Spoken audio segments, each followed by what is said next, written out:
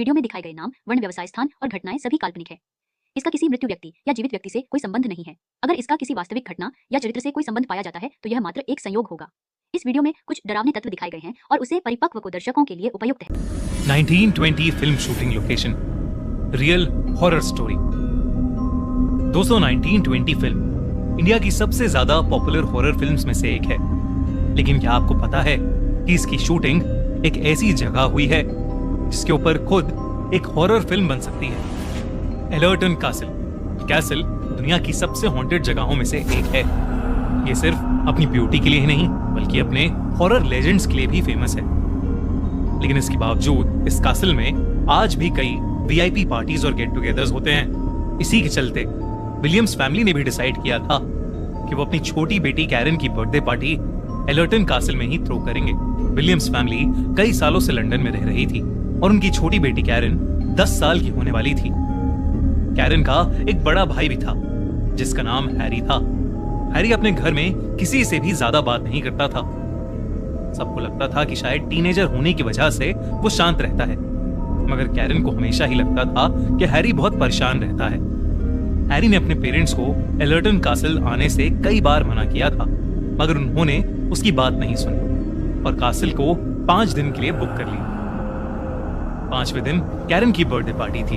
Williams family जैसे ही एलर्टन castle पहुंचे, Harry के हाव भाव और ज्यादा बदल गए। ये बात कैरन ने नोटिस कर ली और उसने अपने भाई से पूछने की कोशिश की कि आखिर बात क्या थी, मगर वो कुछ नहीं बोला। उन्हें वहां पहुंचते पहुंचते रात हो गई थी और इसी वजह से विलियम्स फैमिली खाना खा के सोने चली गई। अपने रूम तक जाते हुए कैरन को स्टेयरकेस पर एक बच्चा दिखा जिसकी उम्र लगभग उसके जितनी ही थी। कैरन ने हाथ हिलाकर उस बच्चे को वेव किया, मगर वो बच्चा सीढ़ियों से ऊपर भाग गया। कैरन भी उसके पीछे पीछे जाने लगी और उसने देखा कि वो बच्चा उसके भाई हैरी के रूम में घुस रहा था। कैरन रूम के अंदर जा पाती उससे पहले ही उसने देखा कि हैरी दौड़ता हुआ अपने रूम से बाहर आया। उसके चेहरे पर एक अजीब सा खौफ था और उसका डर के मारे पसीना बह रहा था। हैरी ने कैरन का हाथ पकड़ा और उसे उसके रूम में ले गया। कैरन को अपने भाई के हाव भाव बिल्कुल समझ नहीं आ रहे थे, तो उसने हैरी से उस बच्चे के बारे में पूछा। हैरी ये सुनकर चौंक गया और उसने कैरन को उस बच्चे से दूर रहने को कहा। इसके बाद वो दोनों अपने अपने रूम में सो गए। सोते हुए कैरन को ऐसा लगा कि जैसे उसके सर पर किसी ने हाथ रखा था और धीरे धीरे वो हाथ उसके गले तक जा रहा था और अचानक ही उसे चोक करने लगा था। कैरन ने जैसे ही आंख खोली उसके होश उड़ गए। हैरी उसके ऊपर बैठा उसका गला दबा रहा था। कैरन डर के मारे चिल्लाने लगी और तभी उसके पेरेंट्स भागते हुए रूम में आ गए। कैरन ने अपने पेरेंट्स को बताया कि कैसे हैरी उसे मारने की कोशिश कर रहा था। उसके पेरेंट्स से सुनकर घबरा उठे। हैरी ने कभी भी ऐसा कुछ नहीं किया था। हैरी अचानक ही रोने लगा और कहने लगा कि जब उसने देखा तो कैरन की जगह कोई डरावना सा इंसान बेड पर सोया हुआ था और इसलिए हैरी ने उस पर हमला किया था। उसके पेरेंट्स को लगा कि शायद हैरी को किसी तरीके का भ्रम हुआ होगा, इसलिए उस रात उन्होंने हैरी को अपने रूम में ही सुला लिया। उस रात के बाद ज्यादातर हैरी अपने रूम में ही रहता था और वो अपने रूम की खिड़की से गार्डन में खेल रही कैरन को देखता रहता था। कैरन की बर्थडे पार्टी से 2 दिन पहले उसके मॉम डैड एलर्टन कैसल से दूर किसी काम से गए थे। कैरन को कैसल में अक्सर वो बच्चा नजर आया करता था जिसे उसने पहले दिन देखा था। उसी रात कैरन अपने रूम में बैठी अपनी बर्थडे ड्रेस को पहनकर देख रही थी कि तभी उसने शीशे में देखा कि वही बच्चा उसके रूम में झांक रहा है। कैरन जैसे ही मुड़ी तो वो बच्चा अब वहां नहीं था।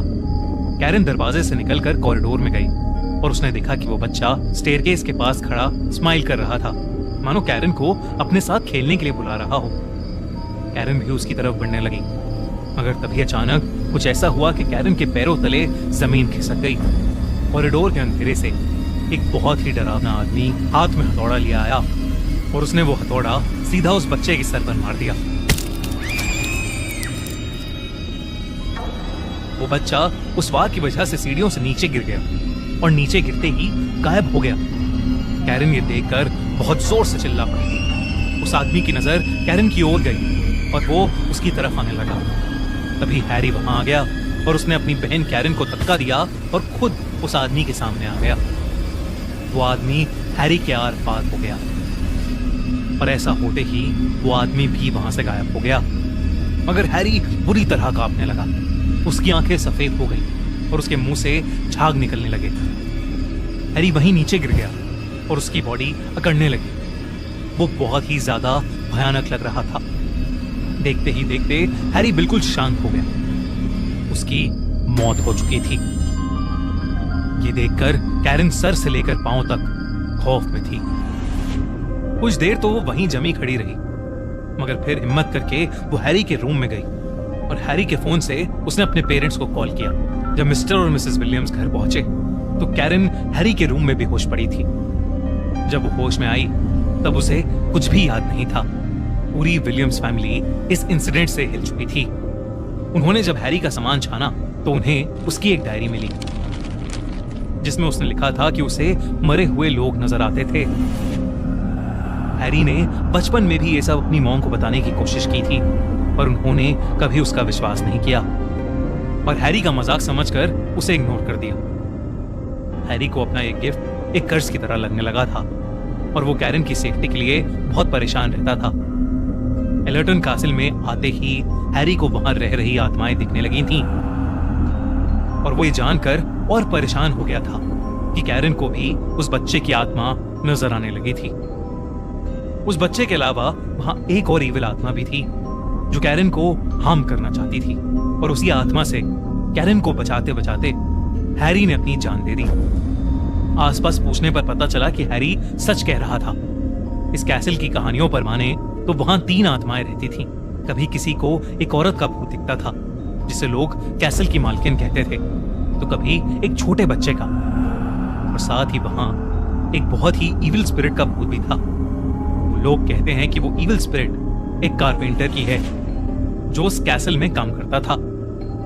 उस कारपेंटर की कैसल के मालिक से लड़ाई हो गई थी और इसलिए उस कैसल के मालिक ने बड़ी बेरहमी से उसे मार डाला था। उस दिन के बाद से पूरी विलियम्स फैमिली कभी कैरन का बर्थडे दोबारा नहीं मना पाई, क्योंकि उसका जन्मदिन अब उन्हें एक बेहद खौफनाक हादसे की याद दिलाता था।